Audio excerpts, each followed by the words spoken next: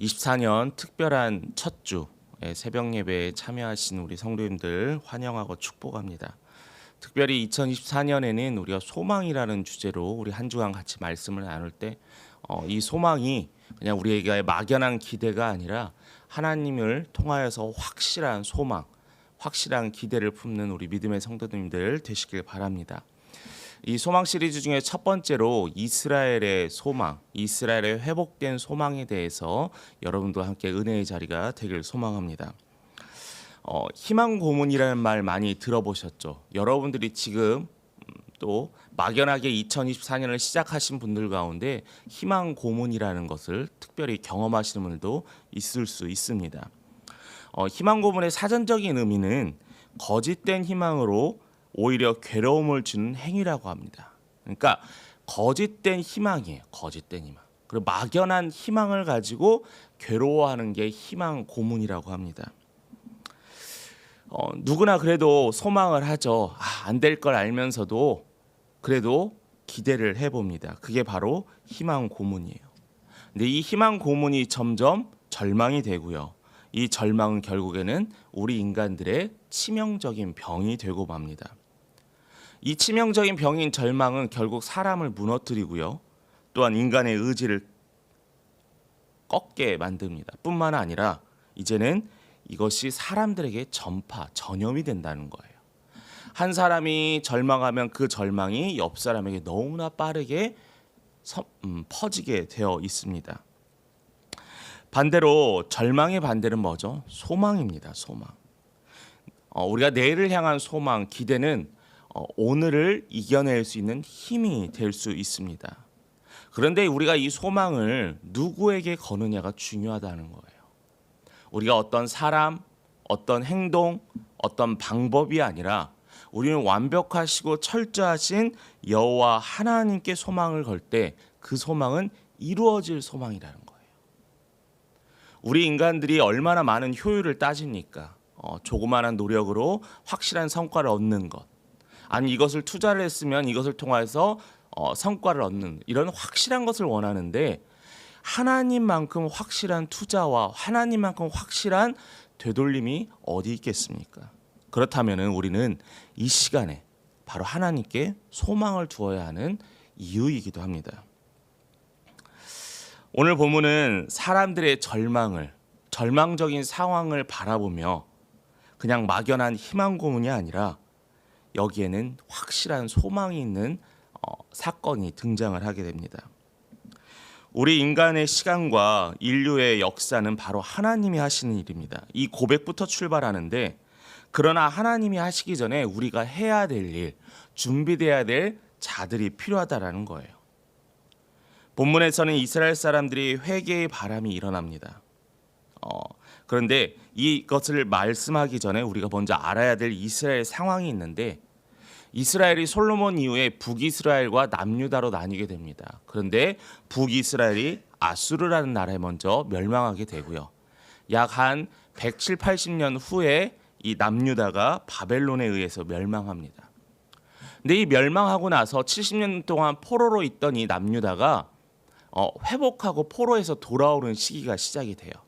그런데 이것이 모든 이스라엘 민족이 그들의 땅으로 돌아오는 게 아니라 3차에 걸쳐서 차근차근 돌아올 수밖에 없는 상황이 됩니다. 오늘 이 말씀의 배경은 바로 이 에스라가 이끌었던 2차, 바로 이 2차의 귀환 때 있었던 사건들이에요. 1절의 말씀을 보면은 제가 읽어보겠습니다. 에스라가 하나님의 성전 앞에 엎드려 울며 기도하여 죄를 자복할 때 많은 백성이 크게 통곡하며 이스라엘 중에서 백성의 남녀와 어린아이의 큰 무리가 그 앞에 모인지라. 여기에서 어떤 일이 생기냐면은 바로 에스라가 등장을 하게 되고 에스라가 회개의 기도를 하게 됩니다. 이 회개의 기도의 제목은 다름이 아니라 2절에 나와 있지만 바로 이방 여인과의 결혼이에요. 이방 여인과의 결혼에 대해서 이 죄로 인하여 에스라가 말씀을 통해 알게 되었습니다.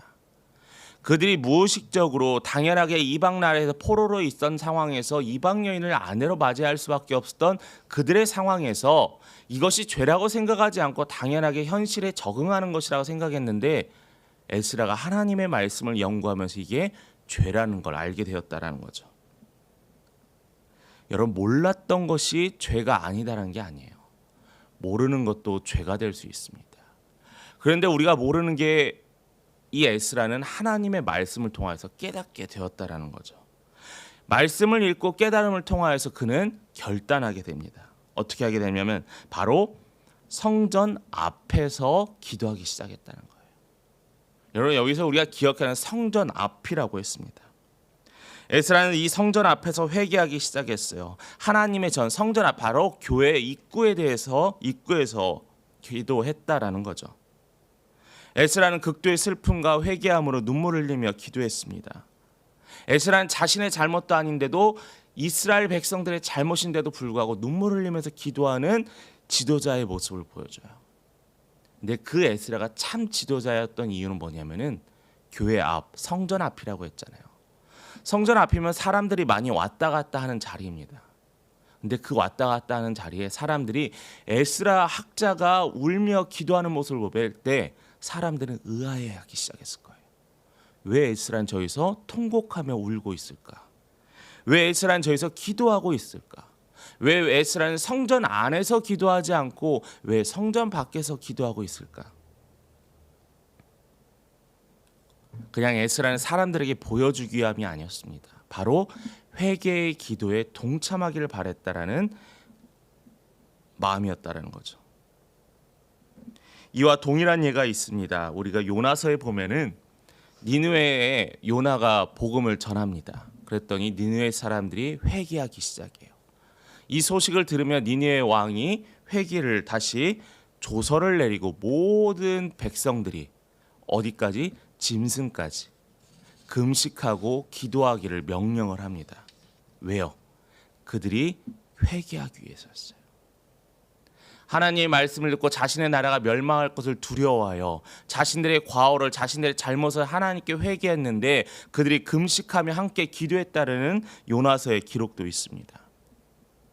여러분, 잘못했을 때 회개해야 돼요. 죄를 지었을 때 회개해야 돼요. 그런데 이 회개의 길을 한 번, 두 번, 세 번 있다 보면은 이 죄가 죄로 느껴지지 않는다는 거예요.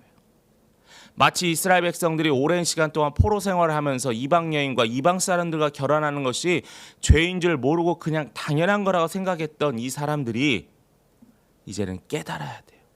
되돌아와야 돼요. 회복되어야 한다는 거죠. 그래서 백성들이 뭐라고 했냐면 백성이 통곡했다라고 했습니다.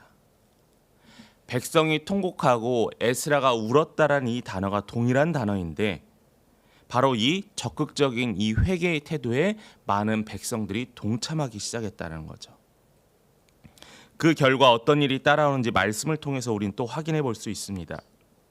2절의 말씀에 보면은 엘람 자손 중 여이엘의 아들 스가냐가 에스라에게 이르되 우리가 우리 하나님께 범죄하여 이 땅 이방 여자를 맞이하여 아내로 삼았으나 이스라엘에게 아직도 소망이 있나니. 오늘 말씀의 제목처럼 이스라엘에게 아직도 소망이 있다라는 거예요. 이게 이 안에는 많은 것들이 존재합니다. 하나님께서 이스라엘을 잊지 않으셨다는 것. 하나님께서 회개하는 이스라엘 백성들에게 긍휼을 베푸실 것이라는 확신이 있었다라는 거예요. 그래서 스가냐는 이스라엘 사람들은 하나님께 범죄하여 이방 여인을 받아들인 이 죄를 통하여 회개하면 돌아올 수 있다는 소망을 갖게 됩니다. 막연한 기대가 아니라 회개하는 에스라와 이스라엘 백성들의 모습을 두고 하나님의 긍휼을 확신하게 돼요. 여러분, 소망은 이런 거예요. 확신하게 된다는 거예요. 스가냐가 죄악 중에서라도 오히려 소망이 있다고 긍정적인 말을 합니다. 스가냐는 에스라의 간절한 회개와 기도의 백성들의 회개로 인하여 우리가 돌아오면은 하나님에게 다시 우리가 나아갈 수 있다라는 이야기를 하죠. 그러면서 동시에 에스라를 통하여 이스라엘 백성들의 종교의 개혁을 시작합니다. 여러분, 알지 못했던 죄, 소망 품을 수 없었던 폐허의 삶에서의 이스라엘 백성들이 그들의 회개를 통하여 하나님이 그들에게 기회를 주셨어요. 그런데 이 회개가 여러분 그냥 막연하게 우리가 돌아오고 하나님이 긍휼을 베푸는 데서 멈추면은 이 회개는 완벽한 회개가 아니에요. 회개 이후에는 결단이 있어야 돼요. 기도하지 않았다고 회개했으면 기도해야 돼요. 하나님을 섬기지 않았다고 회개했으면 하나님을 섬겨야 돼요. 내가 이것이 악한 것에서 끊어내지 못했다고 회개했으면 그것을 끊어내야 돼요. 오늘 이 이스라엘 백성들도 무엇을 결단하죠? 이방 여인들을 다시 그들의 나라로 되돌려 보냅니다. 이게 쉬운 걸까요? 몇 년, 몇십 년 같이 살아오고 나의 아이의 부모 엄마이기도 한 그들을 하나님의 말씀에 어긋났기 때문에 그들을 과감히 집으로 되돌려 보내요. 쉽지 않죠. 같이 한 시간이 있는데요. 여러분이라면 하나님 제가 이미 소유했는데 제가 이제부터 안 하면 되지 않겠습니까? 라고 여러분 하나님께 협상하려고 하지 않겠어요? 여러분 하나님은 협상을 원하지 않으세요. 회개하고 기도하고 눈물 뿌렸으면은 결단을 해야 되는 거예요. 에스라의 가르침을 따라서 모든 아내와 그들의 소생을 다 내보냅니다. 이게 왜요죠? 하나님의 언약을 율법을 회복하기 위함이었어요. 이스라엘은 하나님의 백성입니다. 이스라엘은 하나님만 섬겨하는 하나님의 백성이었어요. 주변 나라의 많은 우상들로부터 보호받고 하나님만의 그 유일한 신앙을 흔들림이 없어야만 합니다. 하나님만을 향한 여호와의 순수성, 하나님만 바라보는 이 순수성을 지켜내야 돼요.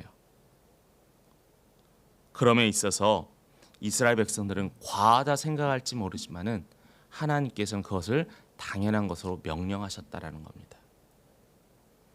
에스라는 오늘 본문 이후에 이스라엘 지도자들과 또 종교 지도자인 레위인들과 나아가서 모든 백성들에게 동일한 말씀을 선포합니다. 이게 바로 종교 개혁이었어요. 어떤 틀과 어떤 구조를 새로 만들고 어떤 사람을 바꾸는 게 아니라 진짜 종교 개혁은 하나님의 말씀으로 회복하는 거예요. 회개하는 거예요. 결단하는 거예요. 그리고 지켜나가는 거라는 거죠. 말씀을 마무리합니다. 여러분 우리는 아직 늦지 않았어요. 우리에게는 아직 시간이 주어졌기 때문입니다. 2024년 이 첫 주의 이 시간이 우리에겐 기회이고 소망의 자리라는 겁니다. 여러분 하나님은 이 에스라를 통해서 보여주셨잖아요. 회개해라. 회개했다면 결단해라. 그리고 이것을 해야만이 우리는 막연한 희망 고문이 아니라 확실하게 이루실 하나님의 소망을 우리가 품을 수 있다라는 거예요. 여러분 하나님의 소망을 품는 2024년이 되시길 바랍니다. 성결한 삶으로의 하나님의 소망이 이루어지는 여러분과 또한 가정과 여러분 삶의 터전 또한 우리의 교회가 되기를 간절히 축원합니다.